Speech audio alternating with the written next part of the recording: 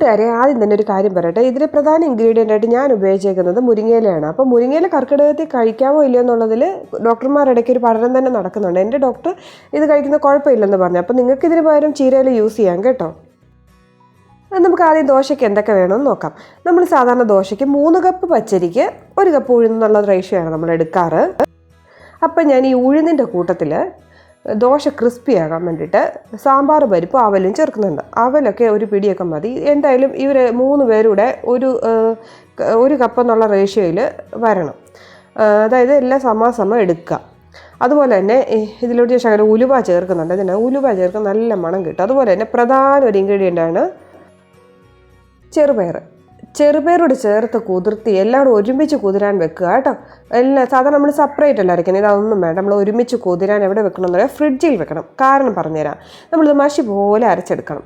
മസാല ദോശയ്ക്ക് നമ്മൾ നല്ല മഷി പോലെ അരച്ചെടുക്കണം. അന്നേരത്തിന് ഇത് മാവ് ചൂടാകുന്നത് തടയാനായിട്ടാണ്. കൂടുതൽ നേരം അരയ്ക്കണ്ടേ. അന്നേരം മാവ് മിക്സിയിലിരുന്ന് ചൂടാവാണ്ടിരിക്കാനായിട്ടാണ് നമ്മൾ ഫ്രിഡ്ജിലേക്ക് വെച്ചിട്ട് അരയ്ക്കുന്നത്. അങ്ങനെ അരച്ച് നല്ലപോലെ മഷി പോലെ അരച്ചെടുത്തേക്കാണ്. ഇതിലേക്ക് ഉപ്പ് ആവശ്യത്തിന് വെള്ളം കൂടെ ചേർത്തേച്ച് നമ്മൾ ലൂസാക്കി വെക്കുക. ഞാൻ സാധാരണ ഇപ്പോൾ ഉച്ചയ്ക്ക് വെക്കുവാണെങ്കിൽ നമുക്ക് ഡിന്നറിനൊക്കെ എടുക്കാം. രാത്രി വെച്ചിട്ട് രാവിലെ ബ്രേക്ക്ഫാസ്റ്റിന് എടുക്കാം. അപ്പോൾ നിങ്ങളത് നിങ്ങളുടെ സൗകര്യാർത്ഥം ചെയ്തോണം. ഇതിപ്പോൾ നമ്മൾ വെള്ളമൊക്കെ ഒഴിച്ച് കറക്റ്റ് ലൂസാക്കി കേട്ടോ.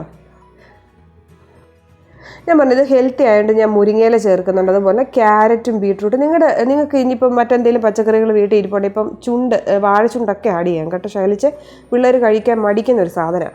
അപ്പം ഞാൻ ഈ ക്യാരറ്റൊക്കെ ഒന്ന് കൊത്തി അരിയട്ടെ. ഞാനിത് പ്രീതിയുടെ മിക്സിയിലാണ് ഈ ക്യാരറ്റ് കൊത്തി അരിഞ്ഞെടുത്തേക്കുന്നത് കേട്ടോ. മിക്സിയെക്കുറിച്ച് കൂടുതൽ അറിയാനായിട്ട് ഞാൻ എൻ്റെ വീഡിയോ ഇട്ടിട്ടുണ്ട്. അതുപോലെ തന്നെ നമുക്ക് മറ്റ് വേണ്ട സാധനങ്ങൾ എന്തൊക്കെയാണെന്ന് ഞാൻ പറയാം. പുഴുങ്ങി വെച്ചിരിക്കുന്ന കിഴങ്ങ്, അതുപോലെ തന്നെ പച്ചമുളകും വെളുത്തുള്ളിയുടെ അരച്ച്, ചിലർ ഇഞ്ചി ചേർക്കും, ഞാൻ ചേർക്കാറില്ല. പച്ചമുളകും വെളുത്തുള്ളി അരച്ചത്, സവാള, പിന്നെ മുരിങ്ങയില, പിന്നെ നമുക്ക് വേണ്ടത് കറിവേപ്പില. ഇനി എണ്ണ ചൂടായി കഴിയുമ്പോഴത്തേനും ചട്ടിയിൽ എണ്ണ ഒഴിച്ച് ചൂടായി കഴിയുമ്പോഴത്തേനും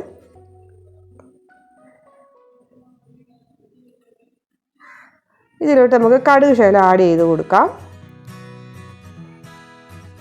കടുക് പൊട്ടി കഴിയുമ്പോൾ നമ്മുടെ ആദ്യമേ ആ പച്ചമുളകും വെളുത്തുള്ളിയുടെ അരച്ച് വെച്ചിരിക്കുന്നത് ഇട്ട് കൊടുക്കാവേ.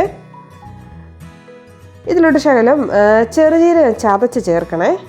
ഇത് സ്മെല്ല് കൊടുക്കും. ഈ എണ്ണയിലോട്ട് അങ്ങ് നമുക്ക് ഇട്ട് കൊടുക്കാം. എന്നിട്ട് നമുക്ക് പതുക്കെ സവോള ഇട്ട് കൊടുക്കാം. സവോള ഒരു ഗോൾഡൻ കളറാവട്ടെ. അന്നേരത്തിന് ഇച്ചിരി കറിവേപ്പില ഇട്ട് കൊടുക്കുക. ഈ നമ്മുടെ ഇല അങ്ങ് ഇട്ട് കൊടുക്കുക. ഇല ഒത്തിരി ഇട്ട് അങ്ങ് ഇളക്കല്ലേ, അതിൻ്റെ ഗുണമെല്ലാം അങ്ങ് പോവും.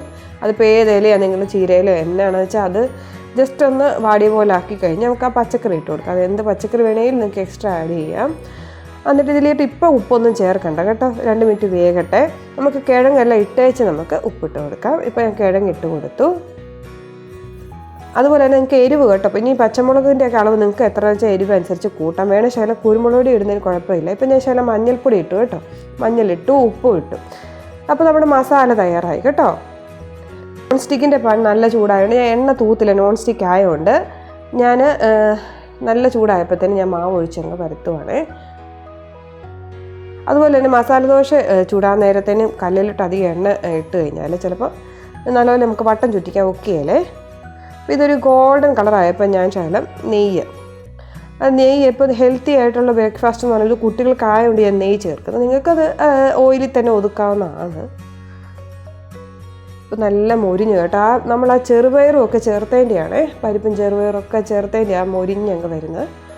അപ്പോൾ നമ്മുടെ ഫില്ലിങ്സും കൂടെ ചേർത്ത് കൊടുക്കുവാണ്. ഫില്ലിങ്സുമായിട്ട് ഒരു ഇച്ചിരി നേരം അവിടെ കിടന്നൊന്ന് മൊരിഞ്ഞോട്ടെ. അതിന് നമ്മളിനി പതുക്കെ മടക്കിയെടുക്കുക. എപ്പോഴും നമ്മൾ ദോശ ചുടുന്നതിന് നെക്സ്റ്റ് ദോശ തൊടുന്നതിന് തൊട്ട് മുമ്പേ തന്നെ നമ്മുടെ ആ പാൻ ഒന്നൊരു ടവൽ വെച്ച് തുടച്ചെടുക്കണം. എണ്ണമേ ഉണ്ട് ഇങ്ങനെ വട്ടം ചുറ്റിക്കാൻ ഒക്കെയല്ല. അതുപോലെ സ്പൂൺ ഇങ്ങനെ ചെരിച്ച് വെച്ചിട്ട് കറക്കുവാണെങ്കിൽ കറക്റ്റ് ഒക്കുവേ. അപ്പം മസാല ദോശ ഇഷ്ടമില്ലാത്ത കുട്ടികളുണ്ടാകുകയില്ല. അവർക്കപ്പോൾ ഹെൽത്തി മസാല ദോശ നമുക്ക് ഉണ്ടാക്കി കൊടുക്കാം. ഇത് നല്ല ക്രിസ്പി, പുറത്ത് നല്ല ക്രിസ്പിയും അകത്ത് നല്ല അടിപൊളി ഹെൽത്തി ഫില്ലിങ്സും ഉള്ള, അത് നല്ല കളർഫുള്ളായിട്ട് നമ്മൾ ഫില്ലിങ്സൊക്കെ ഉണ്ടാക്കിയേക്കുന്നത് അല്ലേ. അപ്പം മക്കൾക്കൊക്കെ ഒത്തിരി ഇഷ്ടമാവും. രാവിലെ നല്ല മൊരിഞ്ഞ ദോശയും ചമ്മന്തിയും അടിപൊളിയല്ലേ. അപ്പോൾ ഈ റെസിപ്പി നിങ്ങൾക്ക് ഇഷ്ടപ്പെട്ടെങ്കിൽ തീർച്ചയായിട്ടും നിങ്ങൾ കമൻറ്റ് ചെയ്യണം കേട്ടോ. എല്ലാവരും ഇത് വീട്ടിൽ ട്രൈ ചെയ്ത് നോക്കണം കേട്ടോ. അതുപോലെ തന്നെ ഒരു പ്രധാന കാര്യം പറയും, ഇതിൻ്റെ ചമ്മന്തി ഉണ്ടല്ലോ, തേങ്ങാ ചമ്മന്തിക്കകത്തോട്ട് നമ്മൾ ഇച്ചിരി എരിവ് മുന്തി നിന്നോട്ടെ. കാരണം ഇതിൽ ബീട്രൂട്ടും ക്യാരറ്റും വരുമ്പോൾ ഒരു ചെറിയ മധുരിഫിക്കേഷൻ വരാനുള്ള ചാൻസ് കൂടുതലാണ്. അപ്പോഴേക്കും നമ്മൾ പച്ചമുളക്, ഇഞ്ചി, ശകലം വാളംപുളിയുടെ ചേർത്ത് ഇതിൻ്റെ ചമ്മന്തി അരയ്ക്കാണ് പൊളിയാണ് കേട്ടോ. അപ്പോൾ എല്ലാവർക്കും ഇത് ഇഷ്ടപ്പെട്ടെന്ന് ഞാൻ വിചാരിച്ചോട്ടെ. ഇനി കൂടുതൽ ടിപ്സ് അറിയാൻ ഈ ചാനൽ ആദ്യമായിട്ട് കാണുകയാണെങ്കിൽ ദയവ് ചെയ്ത് നിങ്ങളെല്ലാം സബ്സ്ക്രൈബ് ചെയ്യണേ. അതുപോലെ തന്നെ ഇഷ്ടപ്പെട്ടെങ്കിൽ ലൈക്ക് ചെയ്യുക. അപ്പം നമുക്ക് വീണ്ടും കാണാം നെക്സ്റ്റ് ഒരു റെസിപ്പിയുമായിട്ട്. Thank you so much. God bless U.